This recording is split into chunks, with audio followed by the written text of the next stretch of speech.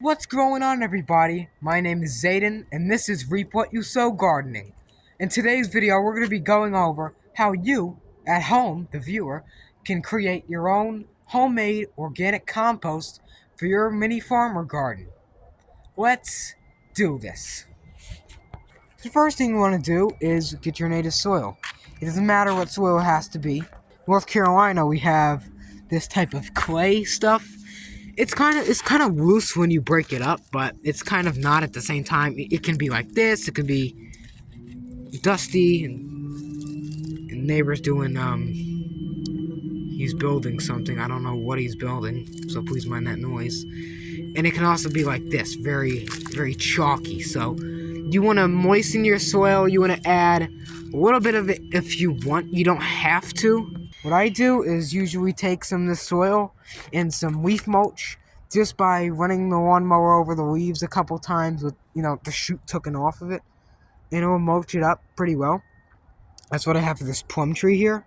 You can see the leaf mulch composting down, breaking down all those acorns and stuff, providing nutrients. They're not growing. It's getting hot, so it's getting abnormally warm here today, so it's getting pretty steaming cooking in here, so it's just killing the acorns and turning them into compost, which is great. So you can take this, add it to your either compost bay or a tumbler, which I happen to have a tumbler. We stepped away from bays because they just kept falling apart. They wouldn't put together correctly, and all that stuff. So this thing is our compost. I love saying compost tumbler, and it produces a hefty amount of compost for the garden. So what's in here might shock you. So any conventional, compost is gonna just consist of kitchen scraps. What else is it? Coffee greens, if you like, or not coffee greens. What the heck is that? Coffee grounds, which is your browns. Leaves, which is your browns, and then grass clippings, which help the nitrogen and it speeds up the composting process. You never want to put too much because it could start getting very, very, should I say, burning hot in here, and it could actually either catch on fire, cause methane. Because it's basically you're creating natural gas, so you want to kind of keep the vent open like that. I'm not joking when I say natural gas, because all compost is creating is basically the same stuff that cow crap does when it sits out in the sun. It creates it just creates natural gas, which is methane. It is poisonous, I think, but it could also just make sure that you're not smoking by it. If we go here, you can see if we open it up, it's inside. It's very warm. It's been, like I said, very abnormally hot today. This is very nice compost. It shouldn't smell like rotting dead animals. It should smell perfectly fine. Kind of like citrusy, because I put a couple cuties in here. Cutie oranges. And that's ready. So what you want to do is you want to put grass clippings, your ground coffee grounds, used ones, because the acidities wash away. Don't put brand new ones, of course, because you're just going to be dumping money into the drain. But you want to make sure you get those kitchen scraps and stuff, and then make sure you wet it down. Make sure you hose it down or something, or get hot water or whatever you want to do. Hose it down inside. Make sure it's nice and moist so that it'll kick up, just like this. It'll kick up that composting process better, because heat and water and all those chemicals mixing will, in turn, create compost. Just like it would in the woods, or if you're out in the greenery and shrubs and stuff, you'll see old leaves stuff look just like this. So, yeah, I'd say that's black gold. Man, that's great. So we can just do light dusting here. That's black gold. That's not potting soil, guys. That's not potting soil. We're not making potting soil here, although you can definitely add this to potting soil. That's not what we're making. We're making compost. I think this is ready. So you can also put it around your garlic. So happen to have garlic here.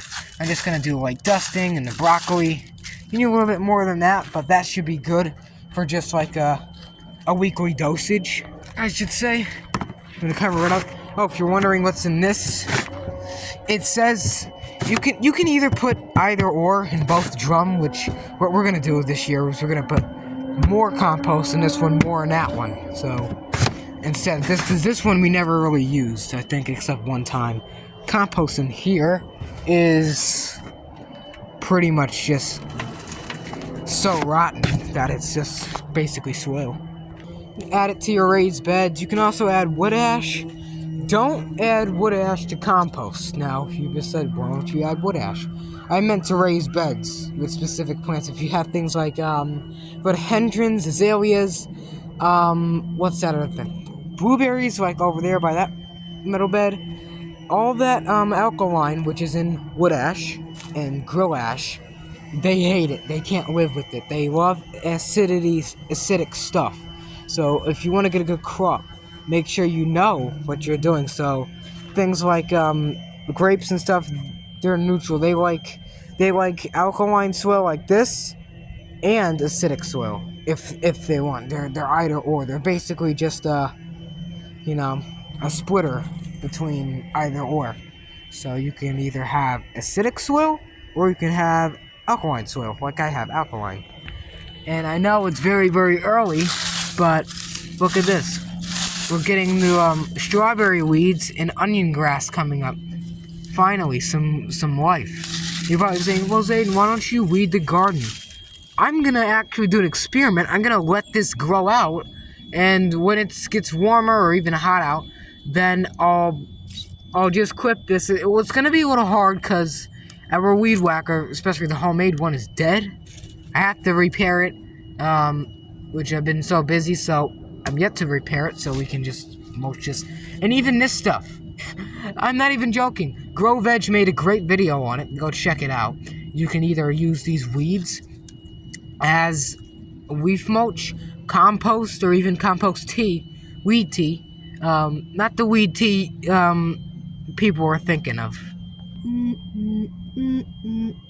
But this stuff can be, seriously, it can be added to the compost, and this rots down pretty fast. So you can create more compost with the weeds, and especially spring weeds and stuff. They're very tender, so they'll just basically fizzle up in the compost and go away and turn into fertilizer. So also, the leaf mulch and all that stuff that I put here is making this blueberries grow better somehow. I don't know how, but they have really early buds. That's the first time I've ever saw this bush with early buds this early in the season, which is crazy. The plum tree too, the fig tree, all these plants with they all have early budding and stuff with the mulch. And I thought, what was that? I never really fed these plants except twice in the whole growing time. So what was it? It was a compost. The compost was doing a trick as well.